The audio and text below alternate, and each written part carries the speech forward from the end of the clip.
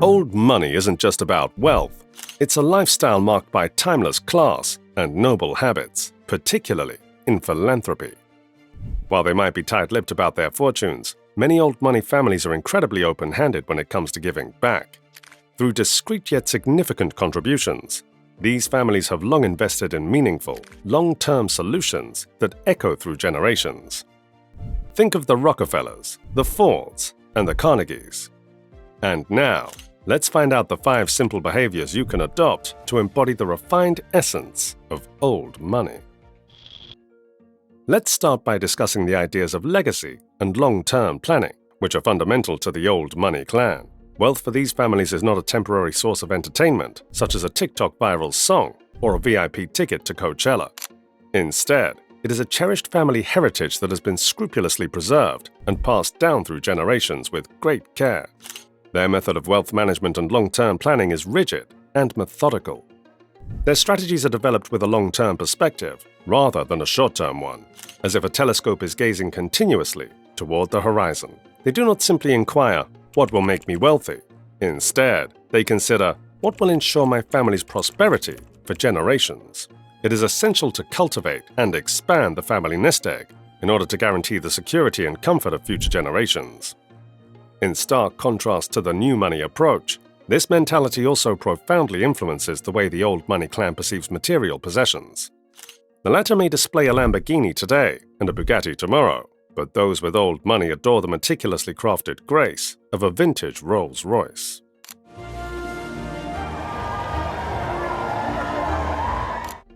This vehicle is not only maintained, but also revered over the years, as a symbol of timeless quality rather than fleeting prestige. This ethos is also reflected in their collections. Rather than following the fleeting trends of high-end brands such as Gucci with every season, they prefer the enduring elegance of a Savile Row suit or a Chanel dress, garments that acquire value and dignity with each wear. At the heart of these behaviors is a psychology that is future-oriented. An argument could be made that it is similar to a survival instinct, a biological necessity to preserve one's lineage. But it goes beyond ordinary survival, embodying a philosophy that prioritizes discipline, patience, and foresight. The focus is on the preparation of a future that they may never witness, but that their descendants will inherit. Planting trees under whose shelter they may never sit is the objective. This mindset can be adopted without the necessity of a Swiss bank account, which is a fortunate surprise. Let us review some practical advice. You're not required to invest in a bespoke Savile Row suit or a Rolls-Royce. Opting for a well-maintained pre-owned Lexus or a higher-end Volvo over the most recent new money petroleum guzzler is a viable alternative. All right. Have a good one. All right, thank you. Excellent value for your hard-earned money is provided by these brands, which are renowned for their reliability and longevity. For apparel, avoid the flashy fast fashion labels. Opt for classic designs from reputable brands such as J. Crew or Ralph Lauren's mid-range selections.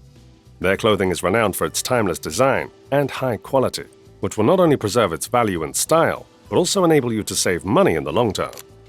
The ultimate objective is to choose wisely and purchase fewer items, avoiding the display of prosperity in favor of prioritizing what is truly important.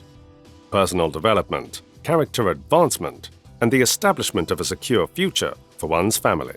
Not only for oneself, but also for future generations. It is about making intelligent, enduring decisions.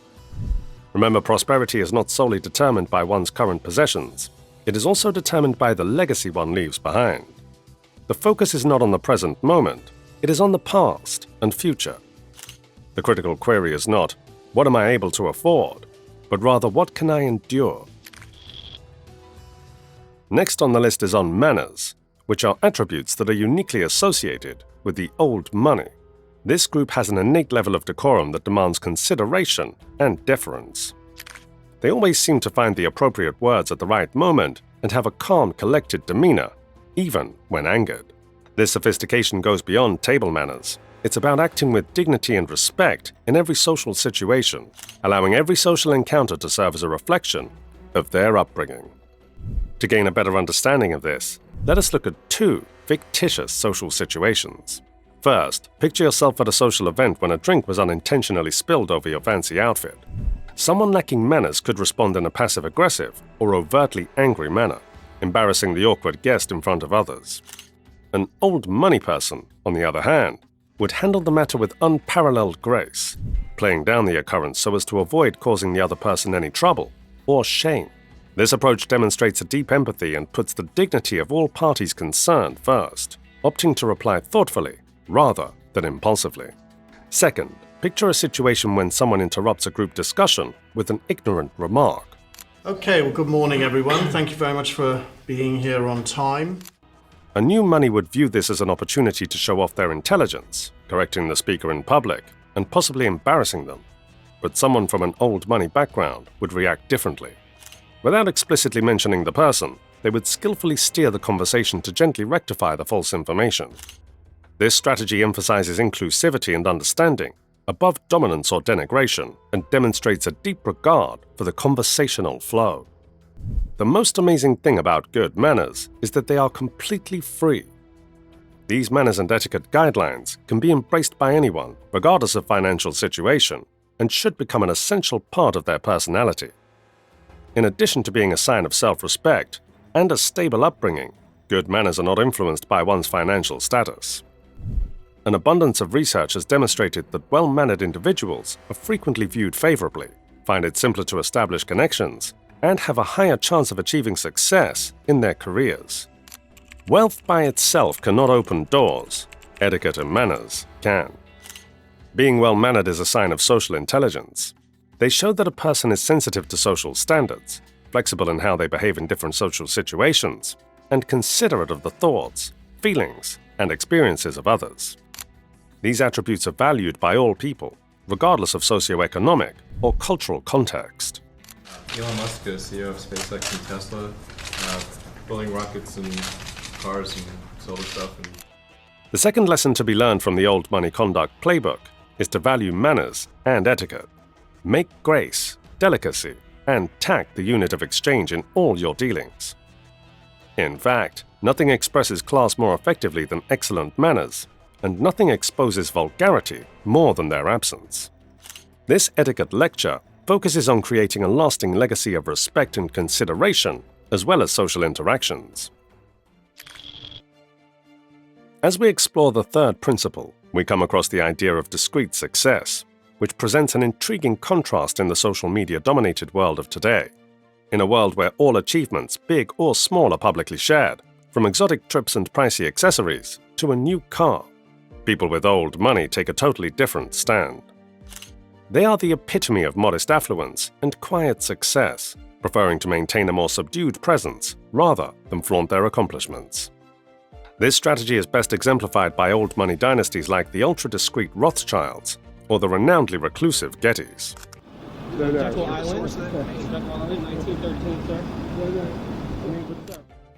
Even though they are extremely wealthy, they maintain a low profile to avoid the media circus and the temptation of trying to live up to social standards. Instead of focusing on getting attention, their strategy values secrecy, respects privacy, and values subtlety over ostentation. There is a complicated psychology underlying this restrained behavior. On the one hand, it represents a fundamental need for seclusion, a haven from the constant scrutiny of others. Conversely, it signifies a recognition that an individual's value or personality is not determined by their financial status. This concept offers a novel viewpoint in today's show-off culture, favoring real connections over surface-level praise and depth over spectacle. Anyone can adopt this discreet and understated approach, regardless of their financial situation.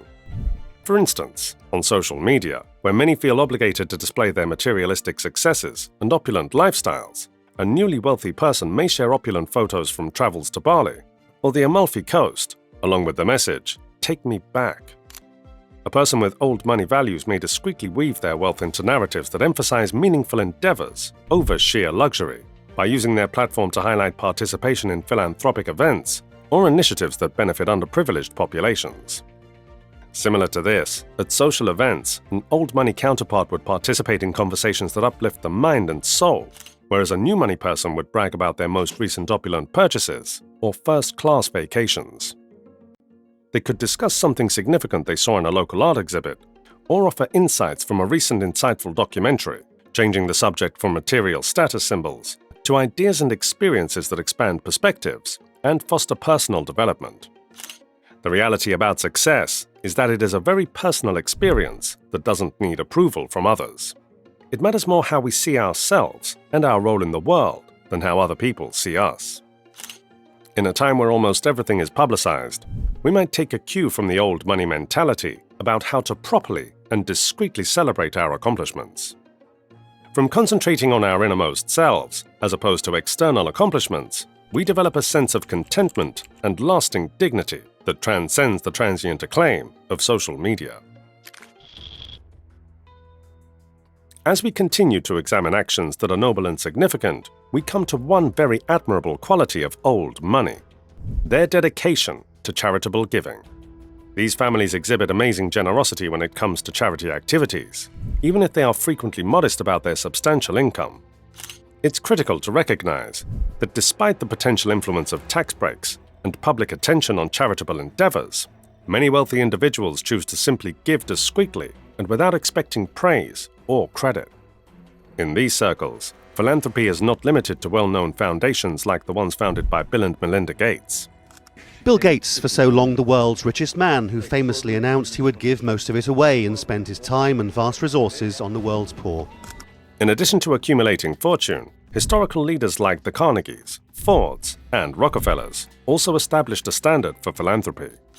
Their foundations are still making significant contributions to a variety of fields, such as science, health, environmental sustainability, education, and the arts and culture. This is a calculated investment in long-term solutions that deal with the underlying causes of society problems, rather than just giving money to different charities. So why do these families feel such a strong need to give back? It results from a deeply rooted feeling of stewardship and a sharp awareness of their own status. Philanthropy offers a psychological payoff in the form of a deep sense of fulfillment that results from making a positive difference in society and leaving the world in a better state than when one started. But the spirit of giving isn't just seen in rich people. This is a message of empowerment for all people, no matter how wealthy they are. Even if you don't have the funds to construct a hospital or endow a university, there are still a ton of different ways you may help. If you have a few hours to spare each week, you might like to volunteer at a nearby shelter. Volunteering gives you that platform and opportunity to showcase, and people see you. So I think we need to have a person with disability, everywhere. If you have specific knowledge, consider volunteering your services to a charity organization that could use your knowledge. A small cash contribution can go a long way toward helping those in need. Recall that the true spirit of charity is not how much you provide, but rather how consistently and sincerely you make an effort. Let's be inspired by the old money's charitable endeavors and consider the significant impact that every one of us may make. It is not necessary to be extremely wealthy to be generous. All you need to do is be willing to take action and make contributions in ways that you can. Thus, let us adopt the old money ethic in our giving, as well as our daily lives, leaving a legacy of impact and generosity. Consider the tiny changes you can make in the world. Genuine generosity is based not on your bank account balance, but on the qualities of your character and your deeds. Last, but certainly not least, we address a value highly valued by the old money: the quest for knowledge and intellectual growth. For many families, education serves as more than just a means of obtaining a job. Rather, it is seen as an essential part of character and personal development that lasts a lifetime. The wealthy and well-bred view education as more than just earning degrees from respected universities. Instead, it entails a strong dedication to learning about and becoming knowledgeable about a wide range of subjects such as politics, the arts and sciences, history, culture, and philosophy. This commitment to intellectual development is a calculated move, not just for show. They can manage the complexities of the world, make wise decisions, hold on to their money, and make significant contributions to society with the help of a well-rounded education. Their deep respect for information has a big influence on their decisions and way of life. Old money people tend to have well-stocked libraries rather than Ferrari collections, and they much rather attend scholarly lectures than glitzy red carpet parties. Rather than stroking the ego, their goal is to feed the mind. This is where concept meets real-world application. It's a lesson that anyone, regardless of income level, can embrace. Not only should education be prioritized as a means of earning degrees, but also as an ongoing process of personal development. Instead of listening to the newest dramatized podcasts, think about getting an Audible membership and reading books that will challenge your mind. Establish a journaling routine, even if it's only for a little while each day, and keep an open mind about the world. Read widely and from a variety of sources. Knowledge is a resource that increases rather than shrinks with sharing, much like money. In this day of unlimited information, it is imperative that you invest in your intellectual endeavors. In a society when choosing ignorance is becoming more and more common, keep in mind that although money can open doors, knowledge is what creates the path to real success and fulfillment. This quest of knowledge and comprehension is not only a mark of old money, rather, it is a universal value that can improve our lives and the depth of our relationships, leading to a richer, more knowledgeable living.